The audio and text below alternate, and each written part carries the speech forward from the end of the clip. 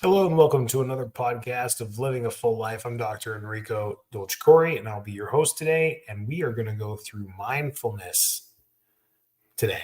We're going to talk about how to be more mindful. What does mindful mean? How does it impact our lives? What does it do for us? What does it do for others when we're more mindful? So, mindfulness is really the practice of being in the moment and experiencing your body in space.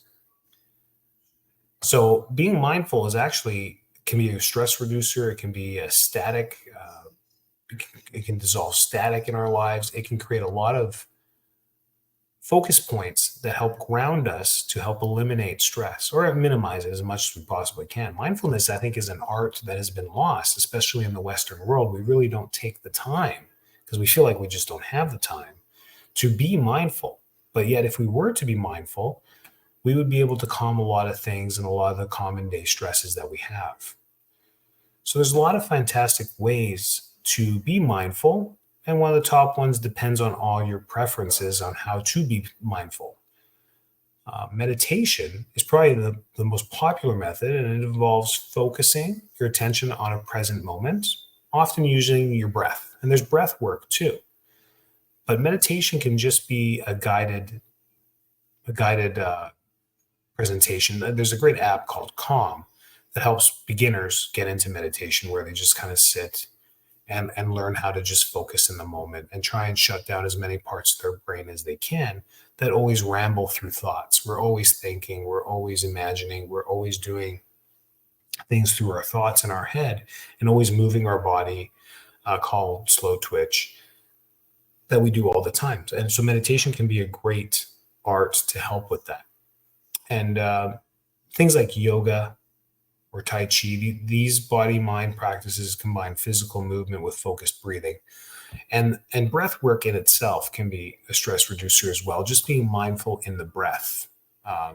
Taking a breath as deep as we possibly can and breathing that out gives us just a few moments to just be focusing on one thing, which is breathing. So just that in itself, breath work, can be an amazing exercise to help with being more mindful and grounded in what we do. And there's also something called like a structured program called Mindfulness-Based Stress Reduction, MBSR. This is group type mindfulness techniques that help provide support and guidance for building a consistent practice through learning together in group type methods. And then we've had people in our office come in to help teach about breath work and relaxation in our office, and then they do that in groups as well. It's been fantastic. I learned a lot through that as well. So those are absolutely great forms of just getting started, formal practices of just becoming more mindful in the moment. If you ever watch Karate Kid or any of these old movies where they would sit in front of a candle and just kind of focus. These are simple exercises I give to families with kids, and they tell them, it doesn't have to be a candle. We don't want to burn down the house, but it can be anything that we just focus one thing on, maybe a light or an object, and then we're in a quiet room where we just kind of focus our attention on looking at that one thing to try and just describe it mentally and focusing on the one thing, describing everything about it, what it looks like, what it's doing, how it's static. These things can really help with that. Informal practices are just, focusing on yourself. And I find these to be the most effective way to practice mindfulness is just doing a body scan, just kind of lying down in bed and just taking a few minutes to notice and feel every sensation that you have. If you're in your PJs, your toes are touching the sheets or the warmth of the blanket or what you feel right now, your digestion, your breath. Usually it's dark in the room, so your senses are a little bit limited there as far as vision, what you hear. Just doing a little bit of a body scan quietly to just notice physical sensation. There's one called the five senses exercise as well, where you pay close attention to sensory experiences during everyday activities, focusing on what you see, what you hear, what you smell, taste, and touch. For example, really savoring your morning coffee or appreciating the sounds of nature on a walk. These, I think, are more practical things in the way we live our lives, is like when we go for a walk with the dog, to just taking a moment to just enjoy the breeze, enjoy, the flowers, whatever it is that we're walking by, the nature, the birds, whatever it is that are walking by or flying by, and enjoying that and just practicing our senses in nature as well. Another exercise, which is great, mindful eating, where we can use tasks during the day like breathing. We all have to breathe. So taking a moment to focus on breathing is great. We all have to eat. So taking a moment on eating is absolutely fantastic as well. Just eat slowly and deliberately. We use these exercises with eating to help with mastication and TMJ issues as well. So there's a practical thing with this too, trying to chew food on both sides of the mouth equally instead of eating all on one side and then moving it to the other side and then swallowing, trying to divide the food into two on both sides and masticate each side equally. That's a great task, and it's great for the jaw as well. But while you're doing this, you can focus on the taste, the texture, the aroma, the sensation. You chew thoughtfully and avoid distractions to fully enjoy the experience of the food. This can be as simple as just eating your chicken and vegetables that night, or even doing it at a five-star restaurant with that food as well, whatever it may be. But doing it deliberately is what makes it mindful. And it's just what a great habit. It's just a good way to eat slowly and eating your food quietly and chewing it and not scarfing it down like a horse. That's a great way too. We talked about breathing, but throughout the day, take a few moments to pause and focus your breath, observing its natural rhythm and letting go of worries or distracting thoughts. So during the breathing, to also kind of let go of things. Because sometimes just when you focus on the breath, you still got thoughts going through your head. So not just focusing on the breath, inhaling and exhaling, but letting go of those thoughts and then bringing it to your body, trying to expand your rib cage as you breathe, trying to keep that motion going while keeping your body still. These things, you can do it in a seated position in front of the desk. You can do it standing. You can do it lying down. Doesn't matter. Either way, it's just mindful to think about how you breathe in and out. So start small and be consistent with all this. That's the key. If you're going to do, 60 seconds every day, just put aside 1 minute every day to do this, whether it's through chewing your food, whether it's through breathing, whether it's through meditation, whether it's through stretching or yoga, whatever it may be. Start and become consistent. This is a great time of the year to create new habits because everyone's on the same page. Begin with just a few minutes of practice each day and gradually just increase as you feel comfortable. Consistency is key to building and maintaining a mindful habit. Be kind to yourself. Don't get discouraged if your mind wanders or you get caught up in thoughts. I remember when I started testing meditation and trying to learn and starting to do it, it was ridiculously frustrating at the very beginning to do it. Actually, later on, at the very beginning, I didn't know what I was doing. So I thought I was doing a good job. Then when you start to learn the little things, you're like, oh my gosh, how many thoughts were going through my head? That's not meditation at all. I thought because I was just sitting still for 10 minutes that I did a great job. But all the thoughts that were going through my head, I was like, oh my gosh, I didn't focus on anything.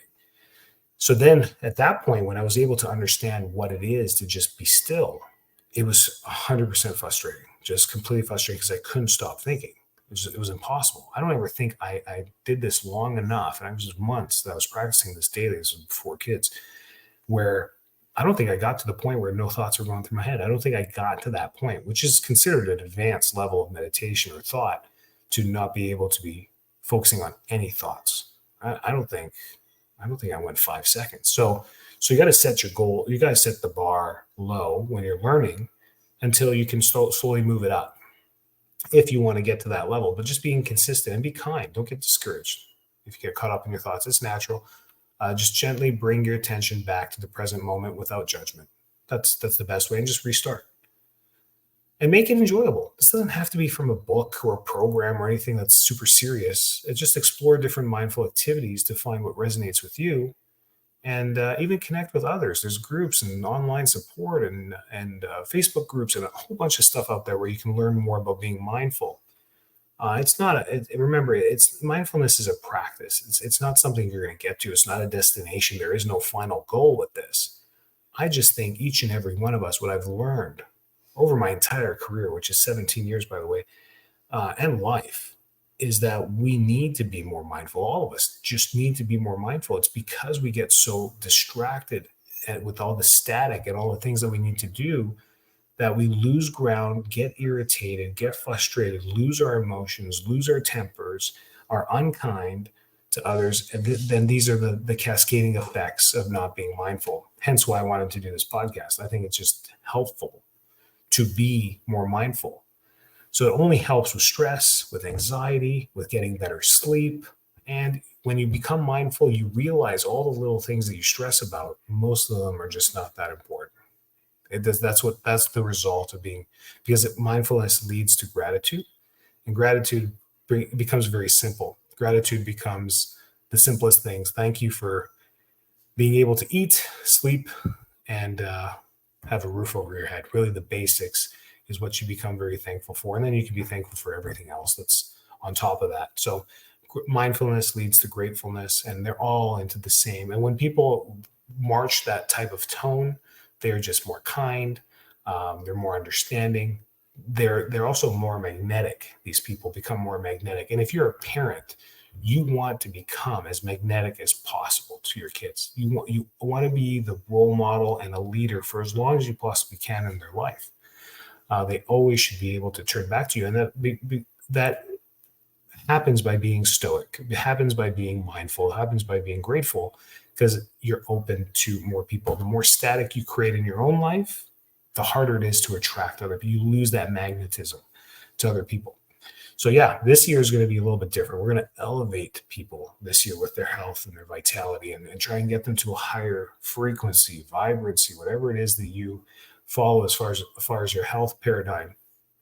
It's about being mindful and reducing the stress. It has been a stressful year, last year. It's going to be another stressful year, unfortunately, with economic and financial stuff that's going on for everyone that's affected with this. Just the cost of life has gone up. So that's why I thought a podcast like this could be useful. So try mindfulness, whatever that means to you, whatever way that sounded good there. I just gave you the simplest forms of being mindful.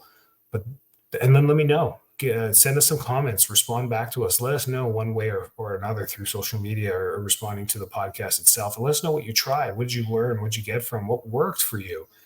Maybe we can get enough responses so that we can help people, guide them to maybe it is the breath work that was the most effective, or whatever it may be. So I'd love to hear more about your journey through mindfulness. Have a fantastic week, and we'll catch you just like every single week here on Living a Full Life.